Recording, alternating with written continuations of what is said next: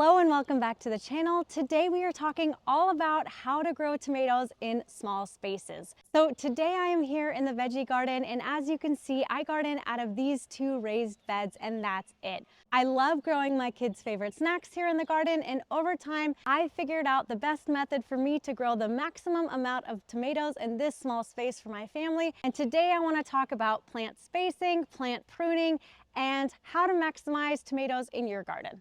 If you're new to the channel, I want to say hi quickly. I'm Michelle. I garden here in Atlanta, Georgia, on your pretty typical suburban lot. I garden here in zone 8A and grow all the things from edible to beautiful, and share my tips and tricks that I've learned over the years with you here on YouTube. So there's a few things that I found to be important when growing tomatoes in your own garden. First up, it's varieties. Selecting disease-resistant varieties are going to give you the most success, especially if you garden in a humid climate like I do here in Atlanta. These tomatoes over the summer are very much going to be put under a ton of disease pressure. And I will say that almost every year I get blight here in my garden, and it's completely inevitable here in Georgia, but selecting varieties that are disease resistant means that I get tomatoes longer in the season versus those varieties that I've tried before that get blight really early in the season. Next up, let's talk spacing. You can see that I've got these tomatoes here really crammed into this bed. I like to space my tomatoes about 10 to 12 inches apart. I like following the square foot gardening method. And in order for me to grow them this close together and still have good airflow between the plants to prevent diseases, I have to prune them. Before I get into how I prune, let me show you how I'm growing them up this tree. I first saw this method of growing tomatoes on vacation. Yes, of course, I'm gonna learn about growing tomatoes on vacation. And since then, I've seen structures that you can buy if you don't want to build your own structure. This structure is anchored into the four corners of the bed. We built it last year, and the one before that we used for many years. Once you have your structure, the only thing that you're going to need to do is just throw up and tie a string to the base of your plant. From there, you're just going to wrap your tomato around the string, and that will support the tomato. It's a method that I definitely love using, and I highly recommend building this sort of trellis if you know you're going to want to be growing tomatoes in your garden. I feel like people really like to overcomplicate tomato pruning. If you're growing indeterminate tomatoes, I will say the golden rule of thumb is if you can support additional branches or suckers, of course you will get more yield. But if you're not able to somehow string up a contraption or buy some sort of support that can support multiple branches, in a storm, heavy branches with fruit will break. So really, you're not going to get a better yield because likely you're going to lose that branch into a storm. So for me, I like to prune into a single leader. I train the tomatoes up this string and I support additional branches if I can figure out a way to string them up. Otherwise, I remove them because I'm going to create crowding.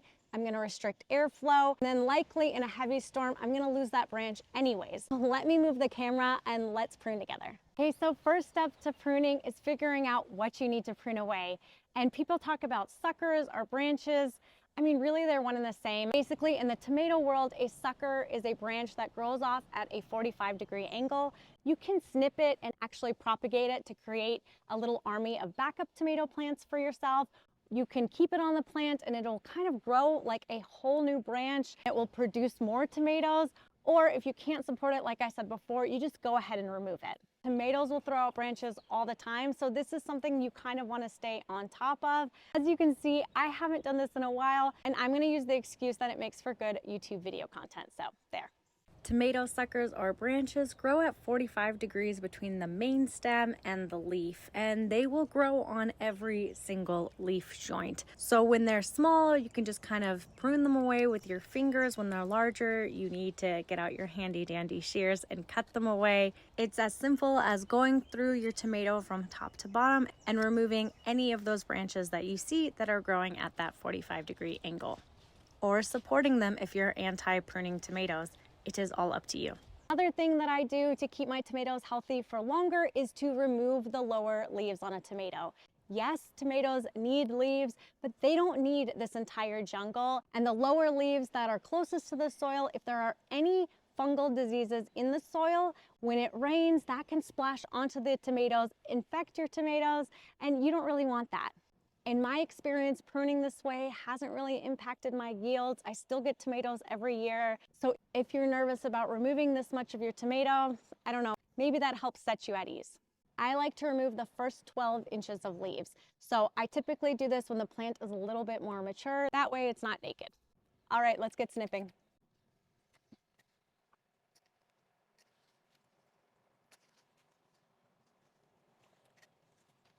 Ta-da! Now you can see the trunk of the tomatoes and the different plants that I have underplanted here. So I love to plant basil in between my tomatoes and also nasturtium, and this way they're getting more light too. And then the last thing I do to maximize the amount of tomatoes I can grow in a small space is check on them regularly and string them up. It's really easy. You just twist the tomato around the string that fully supports the string in storms so that you're not breaking branches. Also, creating a routine around checking your tomatoes is going to help you get more tomatoes than the birds or the chipmunks.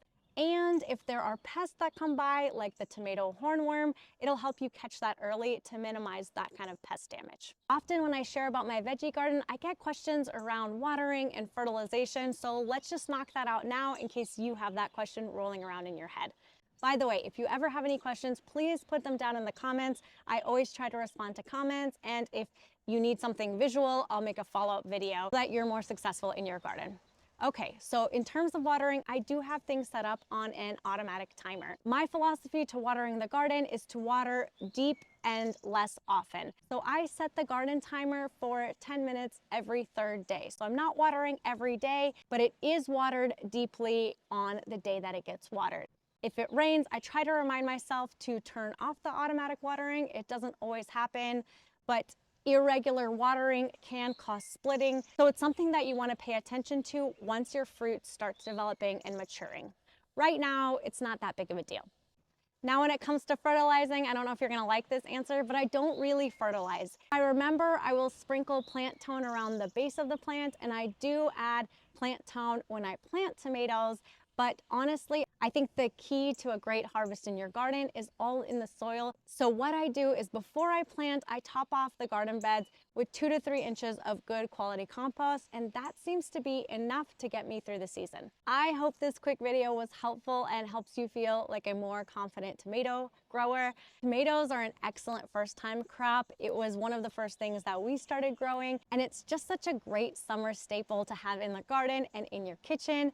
My favorite time of the year is when you get to make those tomato sandwiches, or you make a little tomato basil mozzarella salad. Like, I can't wait for that, and that's why I grow tomatoes in the garden. If you have any other questions, please leave them in the comments, but I want to end by saying thank you guys so much for watching this video. Thank you for supporting my channel, and I will see you in the next video.